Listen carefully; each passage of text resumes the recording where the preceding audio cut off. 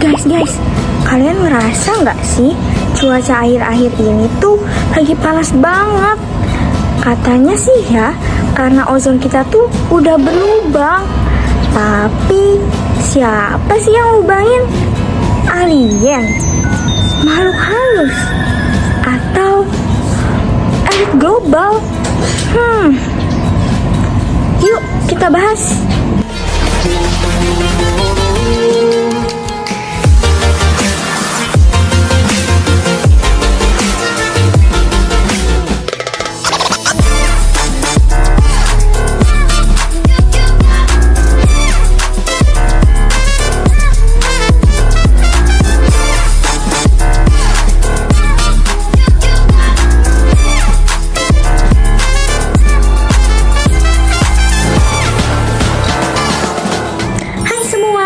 Kalian tahu nggak sih, di atas sana, iya, di lapisan atmosfer bagian stratosfer, terdapat tameng pelindung alami bumi yang kita sebut dengan lapisan ozon.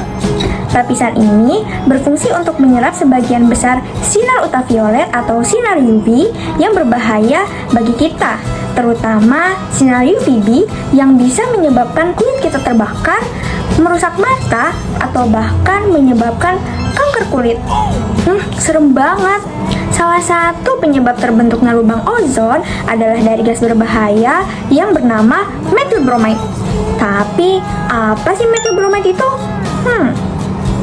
Jadi, methyl bromide atau CH3Br itu adalah senyawa gas yang dulu sering dipakai sebagai fumigan, yang artinya untuk membunuh hama dan mikroorganisme, terutama di pertanian, perdagangan, dan kegiatan ekspor-impor.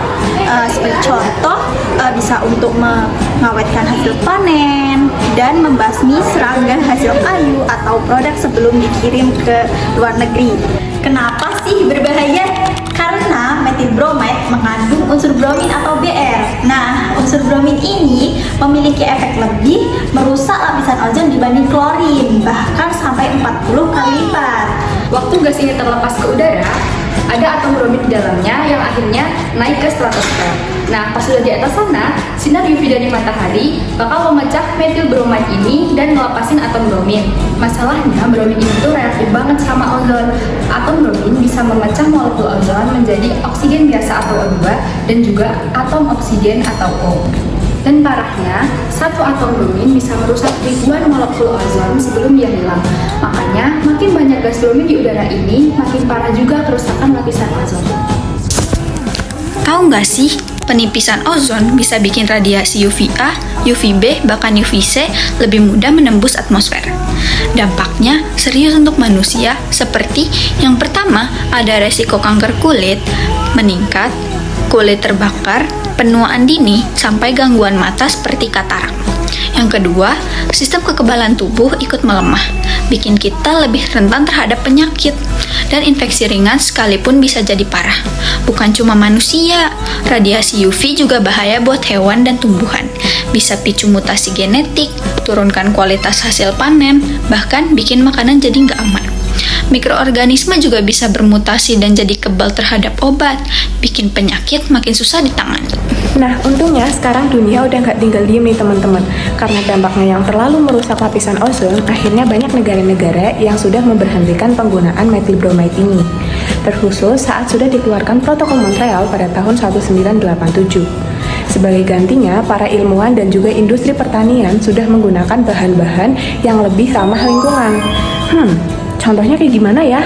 Contohnya kayak fumigasi ramah lingkungan, seperti amonia, fosfain, dan lain-lain.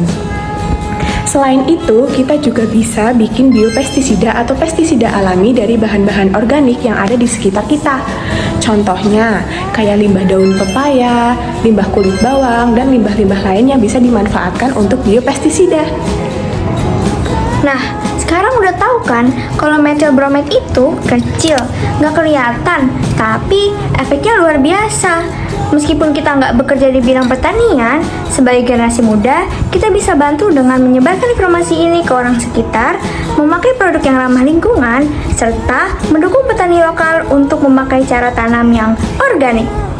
Langit biru bukanlah hadiah, tapi tanggung jawab kita semua.